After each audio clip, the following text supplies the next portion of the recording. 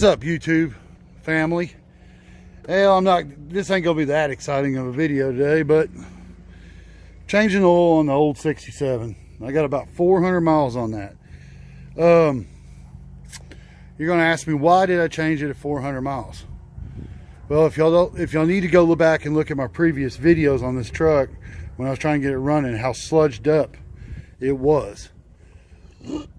If you remember right, I showed y'all I was using a shop vac and a screwdriver trying to clean the sludge out of these heads.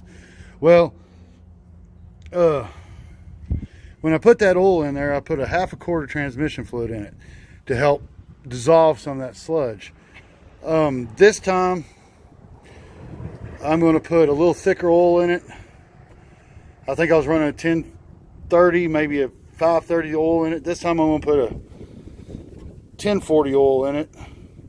And I bought the cheapest stuff I could find because this oil is only going to stay in here for about 800 miles. All right, I'm going to try to flush as much of that sludge out of this motor as possible because it don't smoke.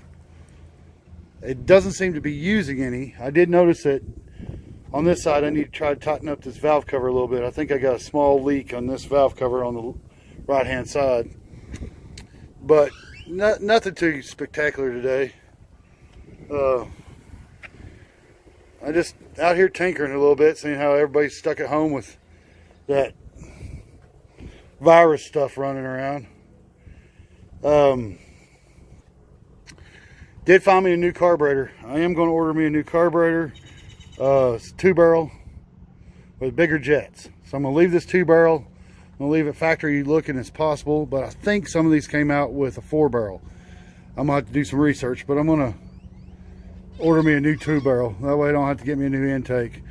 I'm not going to be dragging anything real heavy with this or anything like that, and I like the fuel mileage the 2-barrel's getting.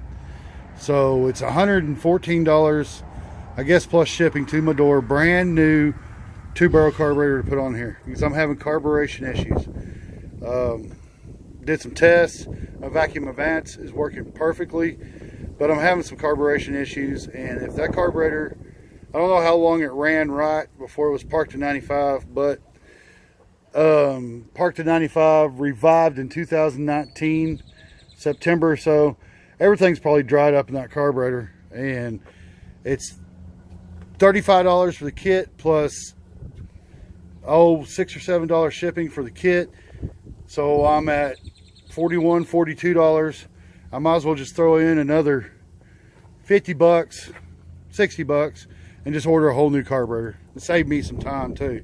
My time is getting more and more valuable as I get older. I will keep this one. I will probably order a kit down the road and rebuild it 5-6 years down the road. I'll put it in a gallon Ziploc baggie, and I'll just dump some gas in it every 3 or 4 months, about a 1/2 cup of gas, and just let it sit in that baggie, and that way it's all nice and still lubed up. But as you can tell from, I don't know if y'all can see that or not, around that water jacket right there, it's wet. So either I got a small leak on the intake, which I just sprayed some carburetor cleaner on there and the RPMs didn't change, or this valve cover is seeping a little bit. I'm going to go ahead and tighten that down a hair. You don't want to over tighten them, but that's what I'm doing today, guys. Not a very interesting video. Got a new fuel filter for this thing. I need to put in a new fuel filter. If I could lay on the ground and show you my fuel filter, it has a whole bunch of sand in it. So that might be other part of my carburation problems too, but I'm just going to order a new carburetor and get it over with. But the overall truck needs a bath. Still looking good. I like it. I like driving it around. It's noisy, ugly. This is the kind of truck I like to drive around in town. Don't have to worry about door dings. But okay, guys, I'm not even going to show you changing the oil because everybody's changed oil in their life. Just wanted to do a little quick video and get some views up there and maybe get some new subscribers and get some likes. And I'll see y'all in the next one.